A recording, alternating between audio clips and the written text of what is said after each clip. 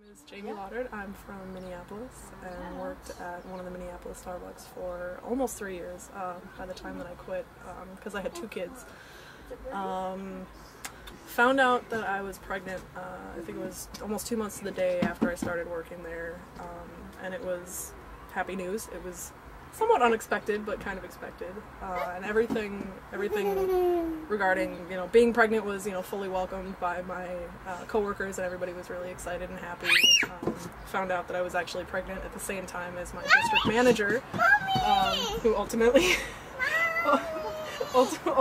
had her son a week after I had this little one you can hear in the background, my Angela.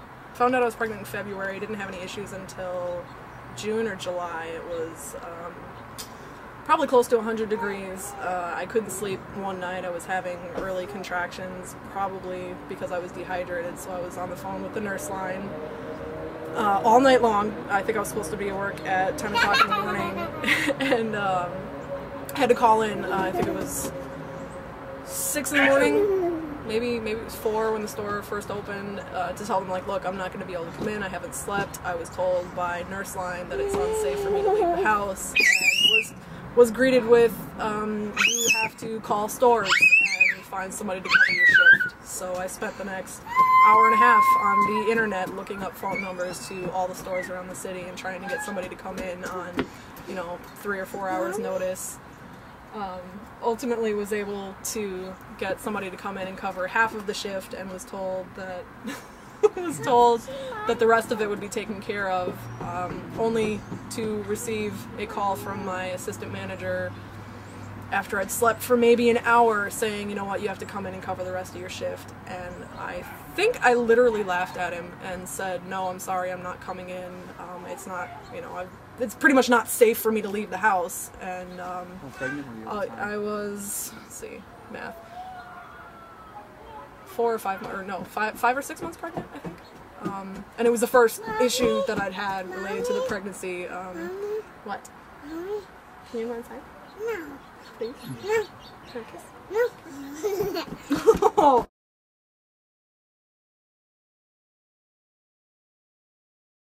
The rest of the pregnancy was pretty uneventful, up to the very end. The last month I was like 8.5 months pregnant, and my manager at the time, who is no longer with Starbucks, fortunately, was scheduling me for 6, 7, 8 days in a row. It was a string of like 3 weeks where I was getting, or I think it was like for the last 2 months, all of a sudden she wanted to cram hours down my throat.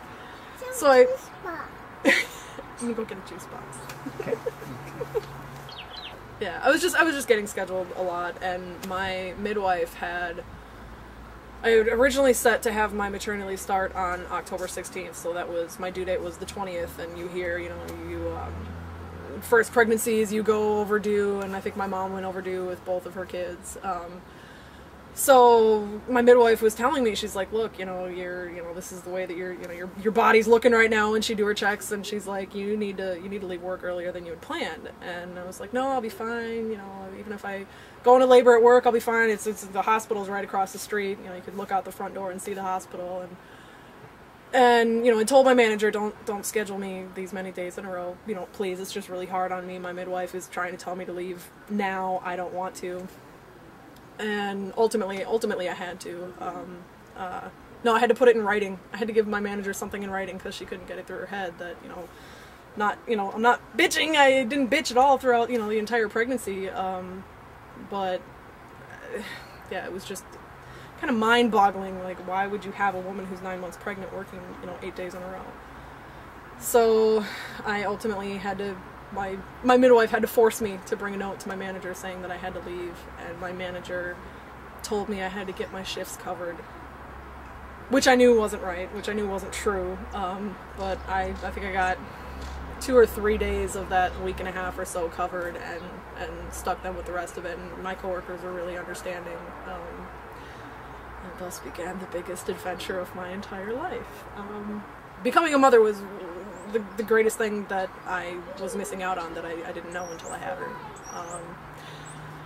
And then it was time to go back to work.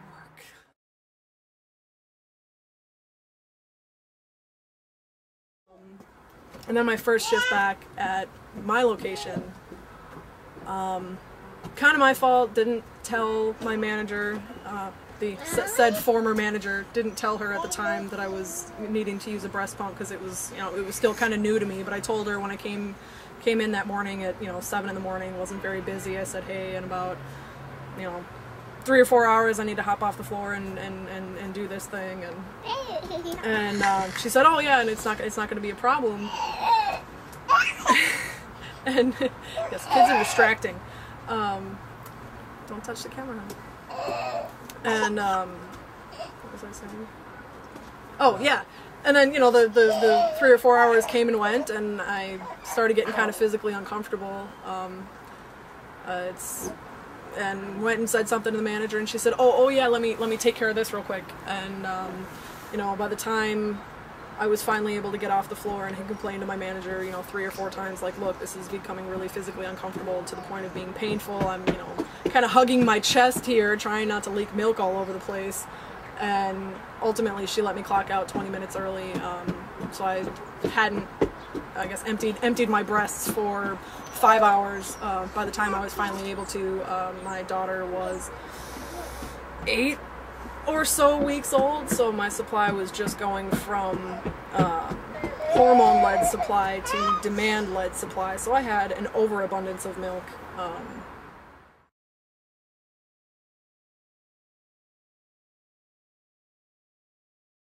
I refused to use my breast pump in a bathroom. It was disgusting. There was no clean surface to set it on. I ultimately used that bathroom, I think, twice, and decided, you know what, screw it. And I went and I bought a shawl, and, just fine, told my male coworkers, and, well, I guess I told all my coworkers, I'm going to be doing this in the back room. I don't care if you come in, just try not to disturb me too much, and just kind of had at it, and did that from December 06 until I stopped using the breast pump in November of 07, almost a year. Every single shift I was using my breast pump. In the back room, in front of God and everybody, and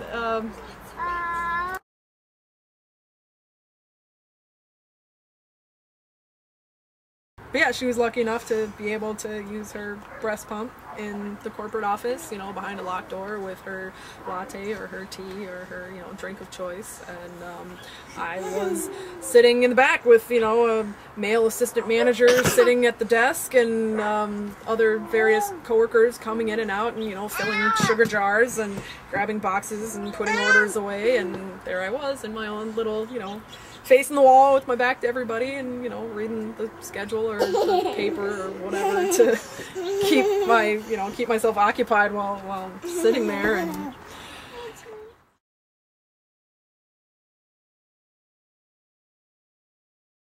ultimately, after having 2 kids in the house, and it became difficult to find childcare via family members.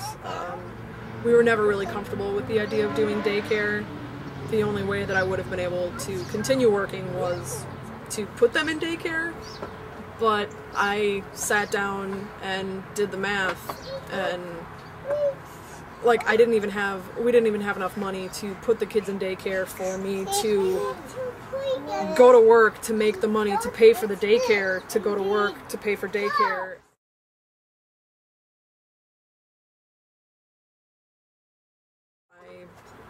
Found out about optimal scheduling, optimal scheduling, and realized that I was going to get laid off come May, because after Carol was born I was only able to return to work for 2 days a week because of the childcare situation.